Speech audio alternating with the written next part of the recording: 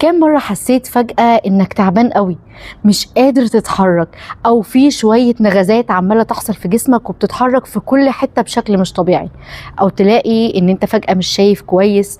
سمعك مش تمام، فيك حاجة مش مظبوطة، فتروح تجري على الدكاترة ويلففوك بقى أشعاعات وتحاليل وتفضل تلف حوالين نفسك، وفي الآخر يتقالك أنت زي الفل، مفيش فيك أي حاجة. ممكن جدا يكون ده نوع من أنواع الاضطرابات النفسية اللي اسمه conversion disorder أو اضطراب التحويل. ببساطة وباختصار إن أنا عقلي بيقابل مشاعر قوية قوي ما بيقدرش يتعامل معاها، صدمة، وجع، ألم،